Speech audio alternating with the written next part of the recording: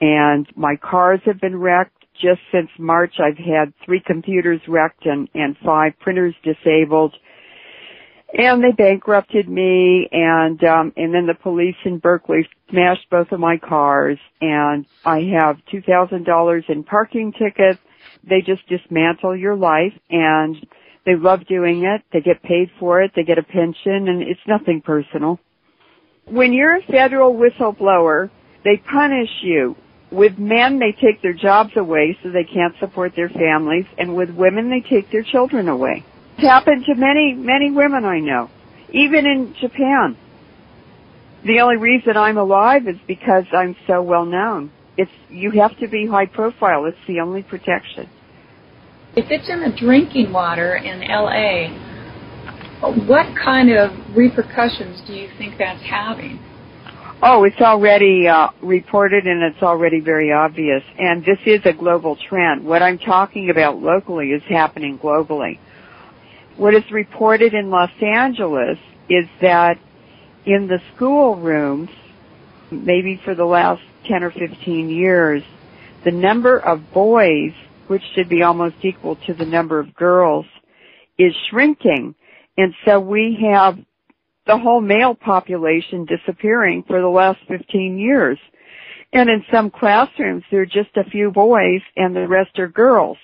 Now, what happens in fish populations, and this is offshore from 2 nuclear power plants in California, Diablo Canyon in San Luis Obispo and San Onofre down by San Diego, the radiation released into the ocean water from the cooling cycle inside the nuclear power plant is causing male fish exposed to radiation in these areas. After they're born or they hatch, fish hatch and they're also born live, they change sex to females.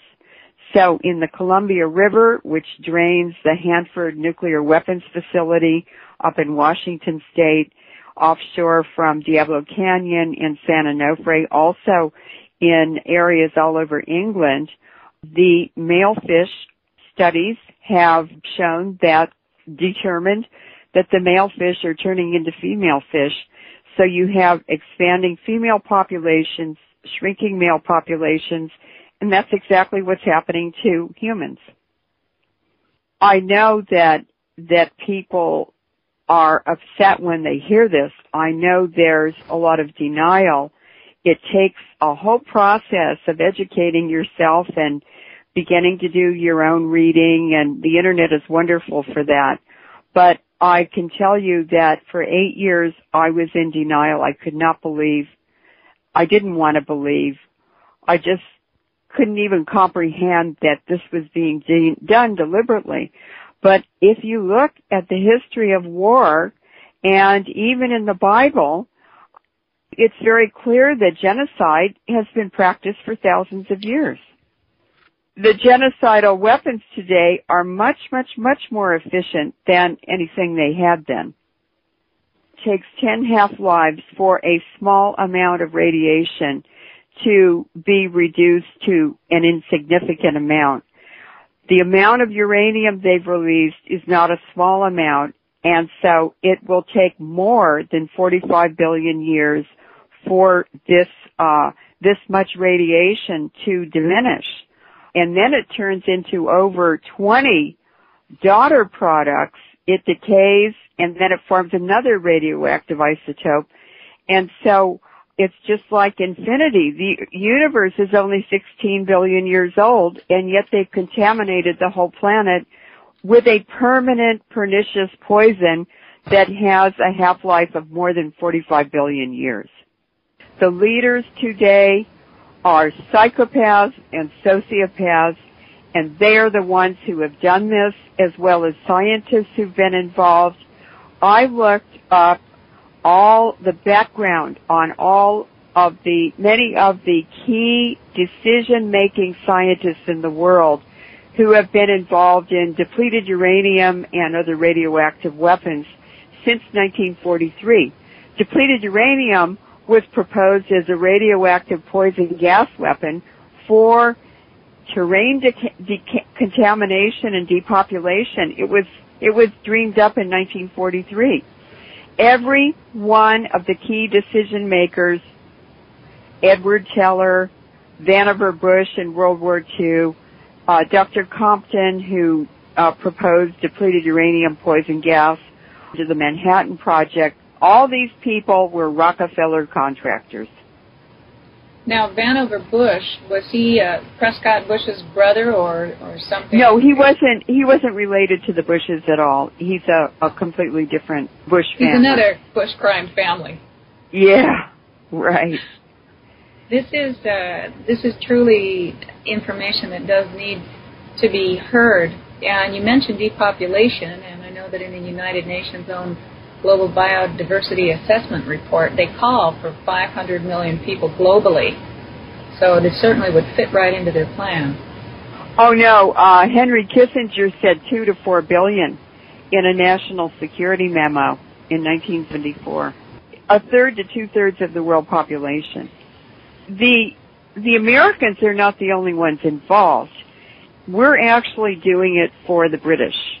The British Empire bankrupted itself in the 1800s, and they were carrying out military adventures all over the world for the British Empire. It resulted in bankrupting the British government.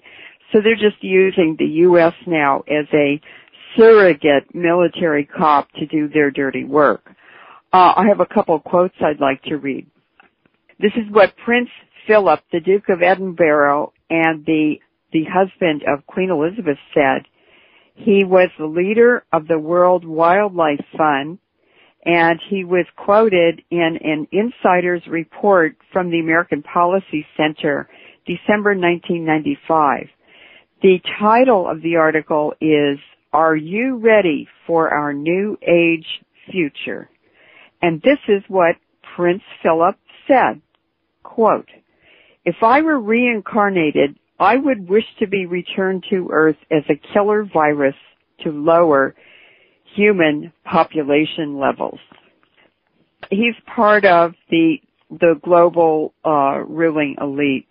Now, I would like to read a quote from Bertrand Russell, who was also a very big player in this death cult. It's actually a death cult, a global death cult. And what Bertrand Russell said in his lectures at Oxford University in the 1930s is very shocking, and it was published in a book in 1952 by Bertrand Russell, The Impact of Science on Society. This is what he said, quote, and keep depleted uranium in mind, "A totalitarian government with a scientific bent might do things that to us would seem horrifying. The Nazis were more scientific than the present rulers of Russia and were more inclined to the atrocities that I have in mind. If they had survived, they would probably have soon taken to scientific breeding. Any nation which adopts this practice will, within a generation, secure great military advantages. The system, one may surmise, will be something like this. Except possibly in the governing aristocracy, all but 5% of males and 30% of females will be sterilized.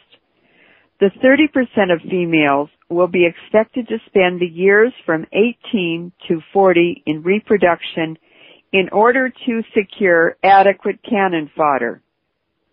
As a rule, artificial insemination will be preferred to the natural method. The unsterilized, if they desire the pleasures of love, will usually have to seek them with sterilized partners.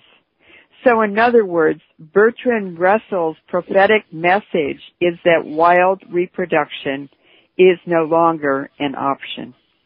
Bertrand Russell was actually the most dangerous man in the 20th century because he was one of the top in a structure or an organization, global organization called DOPE Incorporated. There is a great book called Dope Incorporated, Britain's Opium War Against the U.S. that is on the Internet, and everybody listening should read it.